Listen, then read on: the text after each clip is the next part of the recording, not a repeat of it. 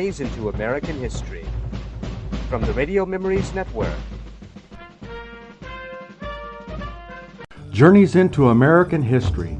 The story of the American progress told as drama is as absorbing as fiction. Each week we will explore American history as told by the early radio programs from the 1930s and the 1940s. This week's radio program is from Cavalcade of America from February the 17th, 1937. The year is 1707. Ounce of Prevention. The DuPont Company presents the Cavalcade of America.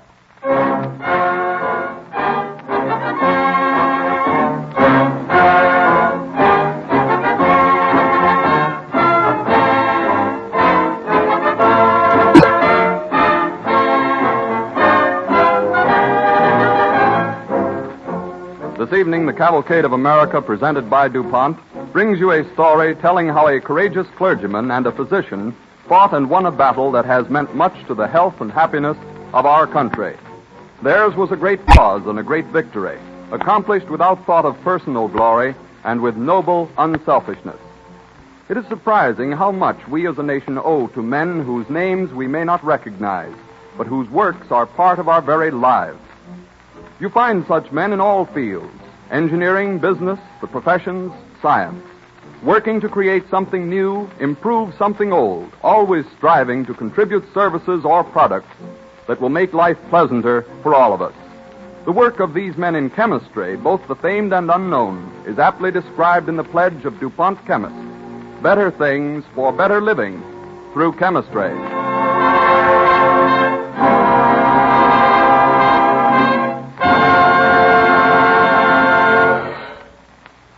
As an overture, Don Voorhees and the Cavalcade Orchestra will play You Are Love from Jerome Kern's operetta, Showboat.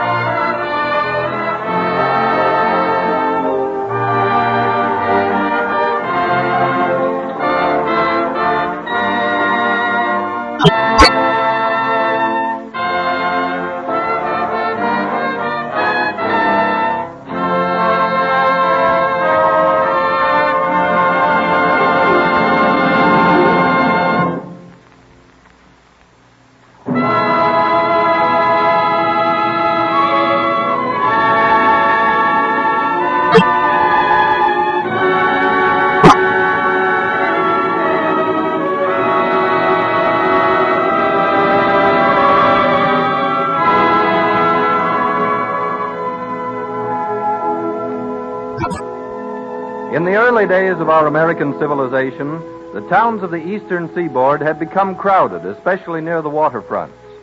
At their wharfs were ships which brought in the produce and wealth of the world, but inevitably they also brought disease and pestilence from foreign lands. One of these dread maladies was smallpox. Each year, thousands of men, women, and children died of this foreign scourge. Those who survived were marked for life. More than one-half the entire population carried the deep, disfiguring scars. In Boston on December 13th, 1707, the famous preacher Cotton Mather is reading in his study. Who's knocking so loudly, Martha? It's some of your parishioners to see you, Master Mather. Ask them to come in. Yes, Master. He's in the study. Well, welcome, gentlemen. Good evening. Martha, bring the gentlemen some refreshment. Yes, Master. At once. I see all of you are elders and deacons. Is anything wrong in the parish? No, Cotton Mather. May we not be together at least once, because everything in the parish is good? Everything good? How can you say that, Elder, when we have the smallpox with us? Oh, the smallpox we have always with us. The Lord of mercy is also with us, Elder. He does not always seem merciful. There is a man on the waterfront down with the smallpox today. Are there any cases here on the hill? Nay, but on the bay where the people live close together, it will spread like fire if the Lord does not protect us. It's important to isolate the sick man. I'll speak to the governor in the morning. But, Deacon, we didn't come here to bring our preacher this sad news. We have other business today. What business could be more important than ministering to the body of our sick brother? Unless it be ministering to his soul. Sometimes it is important to minister to his soul's minister. Why, have I done wrong? Have I sinned? Indeed, no. In no way, good Master Mather. It is we who have not done right. You are a strong and busy man, Cotton Mather, but still you have but one pair of legs and one pair of arms. You have the strength of 10, the will of the Lord, but the body of only one man. We bring you help in the name of the whole parish. Not spiritual help, which is granted you from above, but physical help, which you must have on earth. In short, we bring you this Negro slave to be arms and legs and a good, strong back for you. Here, slave, is your new master. Yes, Martha. My brothers, what have I done to deserve this? There is not paper enough in Boston to write all that down. We do not mean that the slave settles the debt we owe you, brother, but take him as a trifle on account. I'll take him with humble thanks and gratitude to you all. But this slave is no trifle, gentlemen. He is a man. He has a soul as well as a body. Therefore, any debt you feel I'm owed, I am paid in full. Even in your thanks, you teach us, Cotton Mather. In wisdom, you pay us back more than we bring. We're in your debt again, Brother Mather. He is a good slave, Master Mather, and will serve you well. And now we must go. It is late. Oh, a cup of rum first, gentlemen. It is raw and cold outdoors.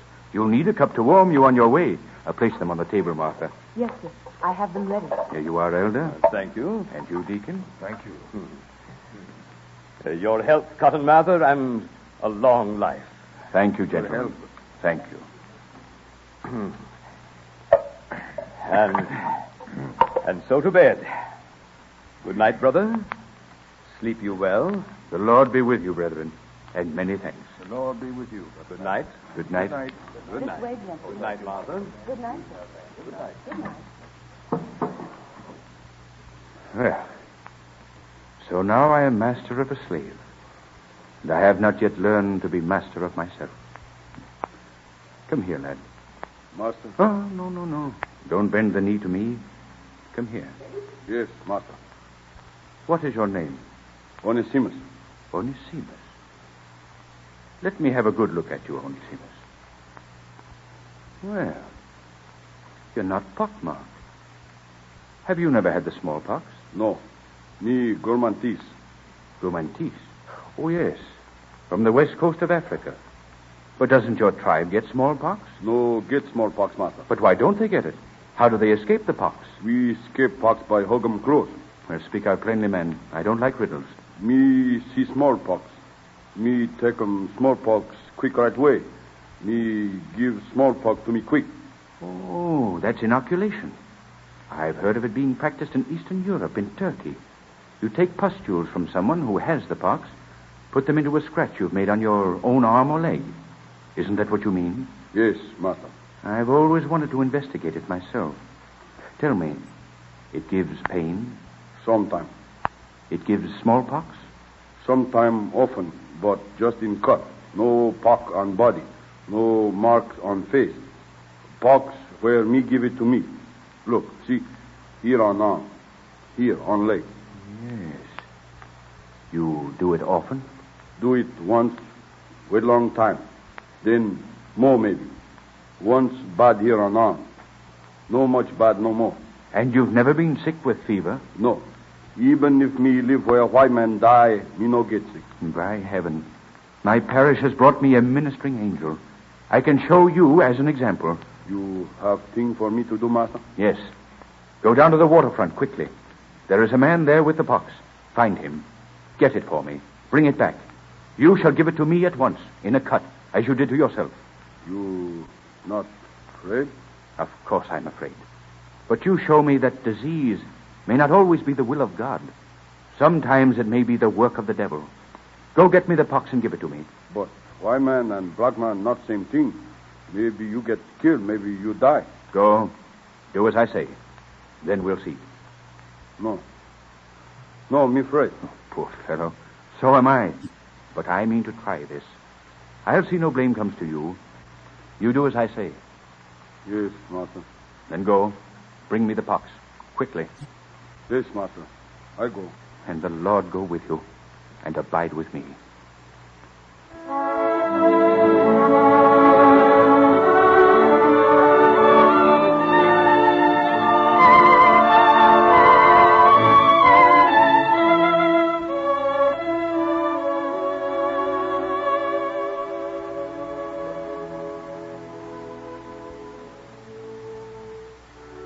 Cotton Mather, always a pioneer, inoculated himself with pustules taken from a smallpox sufferer.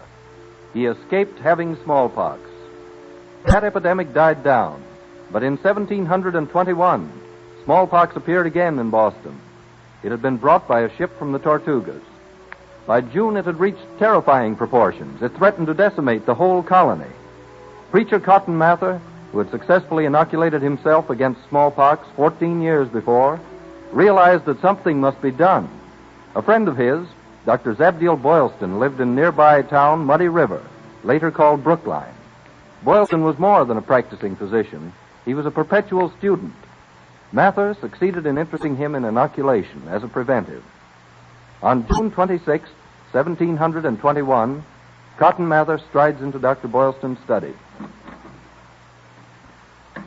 Brother Boylston? Cotton Mather. Well, this is a surprise and a pleasure. What good fortune brings you to Muddy River? No good fortune. It is bad fortune, Brother Boylston. Very bad fortune. Smallpox is worse? It is everywhere. What's being done? Nothing. The people are more afraid of something new than they are of the smallpox. As though there were merit in the pox, just because it is familiar and old. You convinced me of this. There is only one thing to be done. We must inoculate as many people as we can. Of course. Just as I inoculated myself. That is why I've come to you. Perhaps you can persuade the physicians of Boston. I doubt it. 3 weeks ago, I circulated an open letter, urging them to inoculate. I suppose they laughed at you? Laughed? Why, they threatened me. Good. Good? Why do you say that? If they had laughed, it would have been hopeless. But when they threaten you, they know in their hearts you are right and they wrong. But they take no precautions. Just shrug their shoulders and say, the plague must run its course. I tell you, Doctor, something must be done. You must start inoculating. But if the patient is unwilling, it's against the law. Then we must set an example. If we are immune, others will try it. When we have patience enough, it will be a law. Where can we begin? No one's with us, not one. We'll begin as I did, on ourselves. I tried it. No harm came to me. Yes, you tried it 3 times without even a bad pustule. I tell you, Brother Mather, any doctor could claim that you just naturally don't get the disease. You had been exposed to the pox often without taking it. You told me so. But you? I've had it. Inoculation of myself would be no proof. Then we must try it on some other. Who? Our slaves must submit. We can inoculate them. We can never make the people on the hill believe that they are like their slaves. Then we must find a volunteer. Someone who has never had the pox. But who? That's the question. Who? I don't know. Father. Quiet, son. You not see I'm talking with someone? Oh, I'm sorry I didn't see you, sir. How are you, Thomas? I'm very well, Mr. Mather, but there'd be many people who are powerful sick. They say there's smallpox Hush, down... Thomas. What do you know of the pox? Father, everybody knows about the pox. It's broken out in the village. What? How do you know? I've been there just now. There are 7 cases. Who are they? Oh, Miller Jackson is down with it, and Zeb Wiley, the butcher, and his wife. The butcher? Thomas, weren't you and your brother playing with Miller's boys only yesterday? Well, yes, John and I play with them every day. You hear that, Cotton Mather? My boys. My own boys. There lies the answer to our question, brother. What? Oh, yes, I see. My son. Well, the time has come. We must make a sacrifice. Yes. You have been called. It is hard to do, Brother Mather. Still, yes, I must do it. But I have no pustules. I have brought some with me. Here. But I have 2 sons. Abram took his eldest. Aye, so he did. Do you mind if we're alone together? Of course. I understand. I'll wait in the next room. The Lord be with thee. Thomas, come here, son. Yes, Father.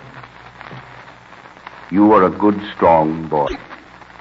Are you also brave? Yes, Father, I hope so. Would you give your life to save your fellow men? Yes, of course I would. Now think carefully, Thomas. You know very little about death. But, Father, what's the matter? Is anything wrong? No, for I think you are really brave. You will risk your life for your friends. I jumped into the mill race once to save Tim Jackson. Yes, but that's easy to do.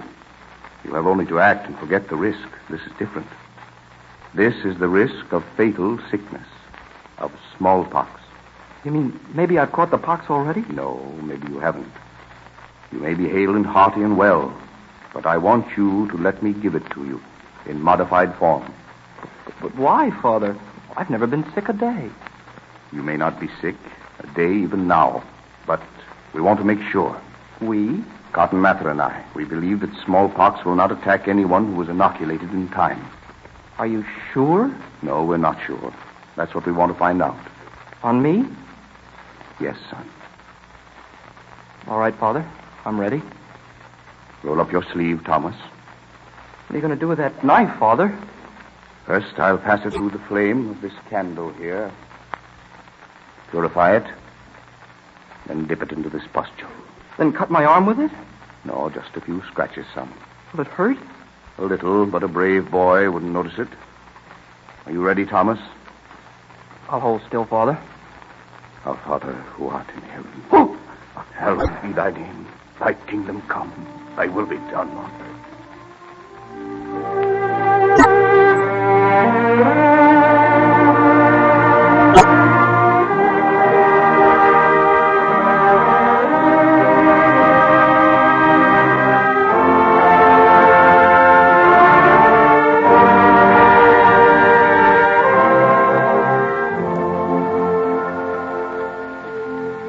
In a few days, Thomas was ill, but he recovered shortly, and there was not a single mark on his whole body except where he had been scratched for the inoculation.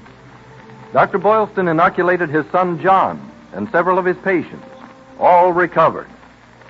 Meanwhile, the epidemic spread in Boston and extended to surrounding towns and villages. Cotton Mather preached against the popular ignorance and superstition that prevented the salvation of the body from this disease. But opposition was too strong for him. His enemies organized. On November 3rd, Cotton Mather and his friend Dr. Boylston were brought before the selectmen of the town of Boston. In the assemblage is a selectman whose name is not recorded in history. We shall call him John Williams. Order! Order! Order! Will somebody close the window? We can hardly hear ourselves think in here. You cannot hear yourselves think because you're not thinking. That's better. Cotton Mather, this is the 3rd time you and Dr. Boylston have been brought before us. You have flouted our warnings. It will go hard with you. It goes hard with the people of Boston. While you sit and talk, they die. Cotton Mather, We have been patient. We have respected your holy office, but we cannot ignore the clamor of the citizens of Boston. Has anyone brought a specific charge against us? Yes, the night watch. He declares that at about 3 a.m, somebody threw a bomb through a window of your house. That is true. But if I don't complain, why should any other? Besides, it did not explode. But that iron grenade was half full of dry powder. The other half was filled with oil. Now, had it burst, it would have set fire to your house. It might have burned half the town. The Lord was merciful. It is an order of this Council of Selectmen that you stop advocating this wicked practice of giving people the smallpox by inoculation. It is our command, you understand? I am a minister of the gospel, and I am doing the will of one whose command is mightier than yours. You dare defy us? I dare not defy him who sent me to minister to the sick. Why, it is even reported you gave the smallpox inoculation to your own boy, and that he nearly died of it. Yes. But doubtless he had already contracted the disease before we inoculated him. His roommate at the college died of smallpox the same day. Oh, brethren, how can you be so wicked as to let the people of Boston suffer and die from this terrible disease when it can so easily be prevented? But how do you know? You are only a preacher. Yes. Very well. Let Dr. Boylston speak then. Gentlemen, I am a physician. The success of inoculation is a fact. How can you prove that, Dr. Boylston? I have kept careful record of every case that has come within my knowledge for 14 years. And is it not true that 6 people inoculated by you have died? Yes, Master William. But at least 4 had contracted the disease in the common way before inoculation. The other 2 are doubtful. Those who escaped, all the rest, were nearly 300. Surely you cannot stop this noble and humane work from going on? But is it not true that you learned of this dark practice from your African servant? Yes, that is true. It is. I had heard of it before. It has been practiced in Turkey. But my slave reminded me of it. That is true. But the Turks and your slave are heathen. It is a heathen practice. Yes, a heathen practice. What of it? Ah, there we have you. Is it not unlawful for us to learn of the heathen? Yes. John Williams, are you not a tobacconist? Aye, but that has nothing Your whole business depends on the heathen. For you get your tobacco from the Indian, and you learn the habit of using it from them. And our people learned how to cure snake bite from the Indians. And they taught you how to raise sweet corn, and cook and eat it too. And all the physicians of antiquity were what you call heathen. Every one. Most of what we know we learned from them. What say you to that, Master Chairman? Well, what do you expect me to do? I dare not make inoculation lawful, even if I should approve of it. Let those who believe come to us and be saved. Dr. Boylston, will you keep records and be answerable to us for the consequences? Yes. Even with your life? Gentlemen, I risk my life every hour I'm with the sick. It is nothing to offer to you who are well. Then go about your work. But if you fail... I shall not fail. If only we could appeal to the people. Inoculate some leader who is in the public eye. Someone who shares their doubt and superstition. Convict, eh? Yes. Say, someone who has stood against us. Like yourself. Not me. I'm still against you. Dr. Boylston, you say your records show complete recovery for all those known to be in perfect health. Without exception, Master Williams. It must be a dangerous and fearsome thing to put a well person in danger of his life. It is a great ordeal, even with a stranger. Cotton Mather and I have done it with our own children. And they have lived? All of them. Preacher Mather, you were looking for a public victim. A public benefactor, not a victim. Very well.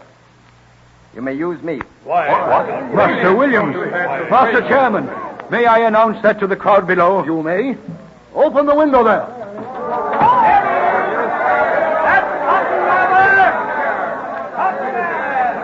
People of Boston, my brethren, the selectmen of Boston have listened to Dr. Boylston and to me.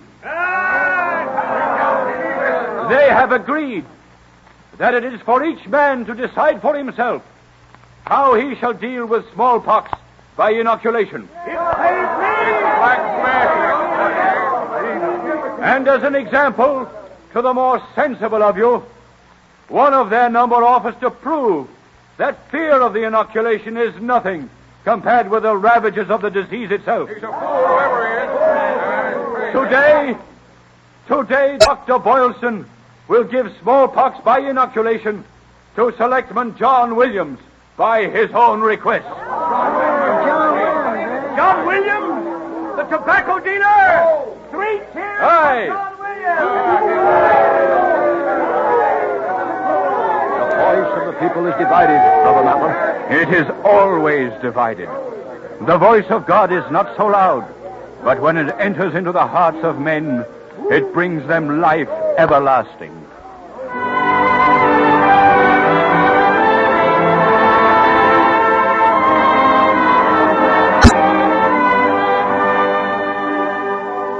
The selectmen who volunteered to be inoculated helped to prove Cotton Mather's point by resisting smallpox. So the citizens of Boston were given the freedom to save themselves from disease and to be saved through inoculation. The idea caught on slowly with the public, but now, due to the courage and faith of these noble men, vaccination is recognized and accepted throughout the country, and smallpox is practically unknown in America. All honor and praise to these pioneers in public health, leaders in the cavalcade of America.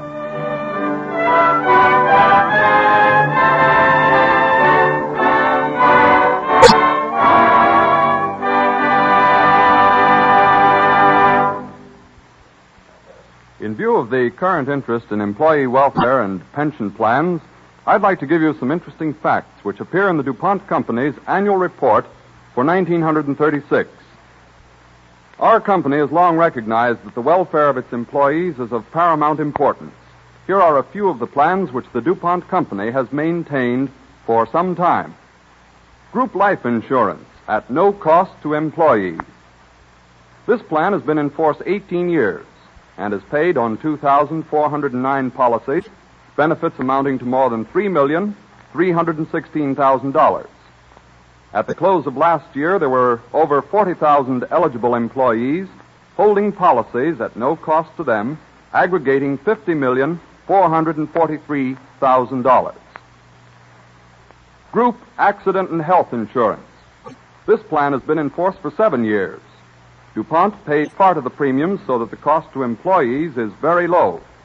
At the close of 1936, there were 96% of eligible employees holding policies. The benefit plan in force for 28 years. This provides assistance to long-service employees who are unable to be on the job for certain periods of time on account of illness or other disability. The pension plan. The DuPont pension plan has been in force for 32 years, since 1905. Last year, more than $610,000 was paid to retired employees.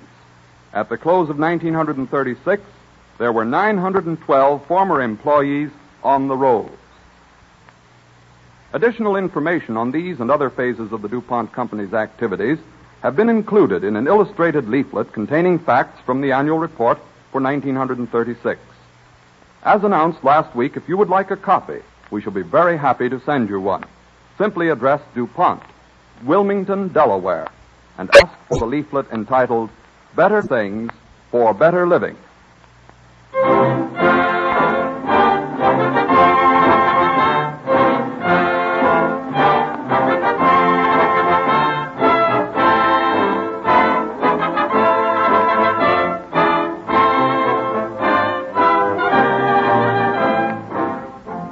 The story of Lillian Nordica, episodes in the life of the great American prima donna, will be the subject of our broadcast when next week at this same time, DuPont again presents The Cavalcade of America.